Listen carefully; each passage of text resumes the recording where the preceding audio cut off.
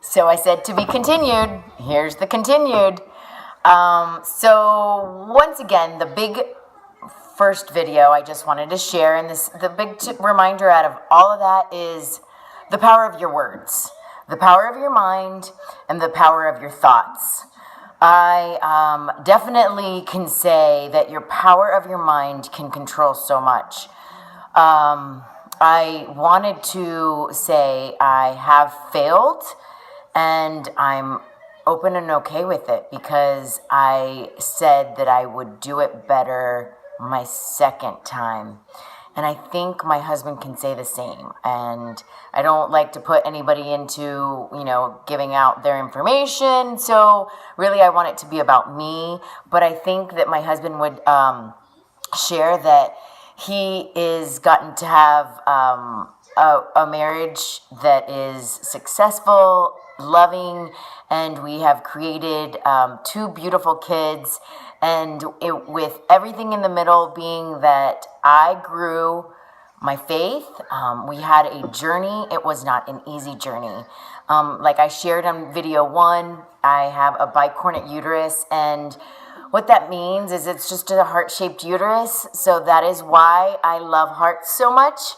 Sorry, I get kind of teary-eyed because it just shows you that through that time, I was a corporate girl that was able to control everything in my life.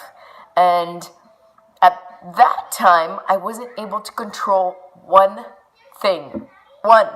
Nothing. I could not control how this child grew, times 2, back to back. And I could not control, would they be healthy? I could not control, the only thing I could control was my eating. So my first time around, I did really great. I worked until the very end. I stayed strong, and I said, I've got this. I had a strong mind. I wasn't going to let my mind knock me. But with that, I said, well, I am not getting pregnant again. I'm not ready for the mind game that it takes to get to my outcome. Well, funny enough, I had felt really good. I found fitness. I was very quiet about it because I was embarrassed about having trouble losing pregnancy weight. So I was very quiet. I started a group that was undercover. I didn't want to tell anybody. I didn't want to share that I couldn't do it alone, and I couldn't do it. But I wanted to feel like Carla again, and I wanted to be slim again. Or not slim, curvy would be the words. So I started a 21-day fix, and that was everything I needed. I needed nutrition. I needed a devotional because my mind had just gone through a lot. I just had gone through a journey that I had no control over, so I needed to figure out how to embrace all of my new changes. And then they had told me that if I followed these couple of actions, I would get my outcome and I would get my goals. And because what I was doing wasn't working, even though I've always been pretty fit, even though I've always been into good nutrition, it wasn't working. So they said, follow this. If you actually follow it, I promise you, you're going to get it. And I tried the first time, and I did all right. I tried the second time my way, not so much. Then I took their menu that said, followed every second of the way. Boom, got what I needed.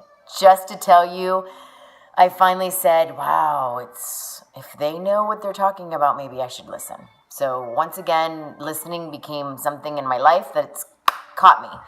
I need to listen better. That was something that I needed. My husband's probably laughing. Yes, babe, I need to listen better. Anyways. So at that point, hello, pregnancy number 2, here goes. And I started to cry. And not because I wasn't ready. My mind wasn't ready. My mind wasn't ready for not to feel good. or my mind wasn't ready for the mind game of just giving bad news after bad news after bad news. So instead, I prayed and I said, God, if you want this for me, if you want me to make this happen, you'll give me the strength. Well, the journey was rough. It was rough for me as a person, but I'll take every second to stand here today. And I'm going to go ahead and say, continued. Take care. We'll see you soon.